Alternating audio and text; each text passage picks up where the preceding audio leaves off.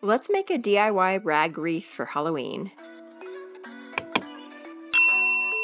Hi everyone, it's Chrissy from First Day of Home. We're going to start with these wooden plaques that I picked up at Dollar Tree. I picked up two and I painted the first one black. Then once I was done with that, I painted the second one orange.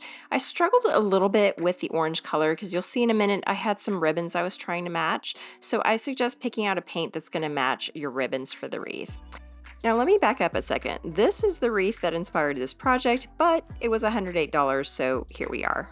Now I'm starting with a 24-inch wreath frame, and I'm going to wrap it in just some burlap ribbon that I already had on hand. You'll see in a second that I actually ran out of one of the rolls, which is no big deal. You aren't going to see this. You just want to kind of hide the wires.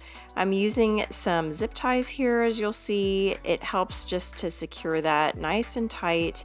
You can get a big package of these on Amazon and use them for all kinds of crafts. After you're done wrapping your wreath frame, you can just tie it off with another zip tie, and we're going to move on to our ribbons. I have these three fun patterns. One is an orange chevron, polka dot, and a black chevron. You'll see later on I also added another orange ribbon. What I'm doing here is just trying to decide how long I want my ribbon. I'm going to have a little tail on each end, so I'm just kind of eyeballing it here, and I'm going to cut my first strip and use that to measure the other strips. I'll show you in a minute how long these strips are, but I kind of like to eyeball this because sometimes I use different wreath sizes and I might decide to use a shorter ribbon or longer ribbon.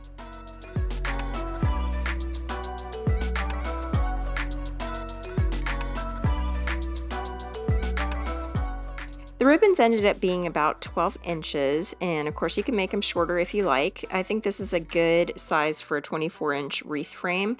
But before I move on, I'm going to go ahead and make a nice dovetail in the ribbons. I like to do that by folding the ribbon in half and cutting from the fold to the pointed edge or the outer edge of the ribbon. And if you're wondering, Chrissy, how much ribbon do I need and what is the yardage that I need and the width? I'm going to put all of this down in the description box below, so be sure to check that out. I also have a related blog post that has all of the details for you, so you can head over to firstdayofhome.com if you want to check that out. We cut one trio of ribbons, but you're going to need 32 of these triplets for your whole wreath if you're using a 24-inch wreath frame. You might be able to get away with a little bit less, but you don't want your wreath to look too sparse, so that's what I ended up using for this wreath. What I suggest doing is cut out as many pieces as you think you need, lay them out around the wreath, and then you can decide.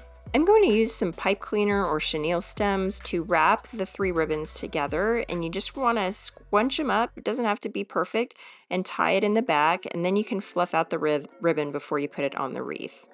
I like to start on the outer ring. This is the third ring from the center going outward, and you're just going to put it on there and twist it, turn it over, twist it in the back, and it's as simple as that. We're just going to do this a bunch of times until we go all the way around the wreath, and you want to alternate which of the rings you're doing on the wreath. So here I actually figured out I could use half of the chenille stem and save on those pipe cleaners. So I'm going to continue going around. Now the thing you want to remember is to alternate your ribbon order. So sometimes an orange ribbon will be on top, sometimes a black chevron ribbon.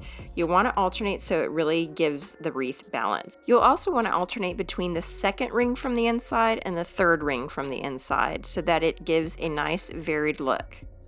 Once you have all your ribbons placed, you can go around and just make sure that you're twisting and turning the ribbons in different directions. The last step is adding a hook or a loop on the back with either those zip ties or a chenille stem, and then we're going to attach our two signs. I was kind of going for a shadow effect here with the black and orange just to help the orange pop.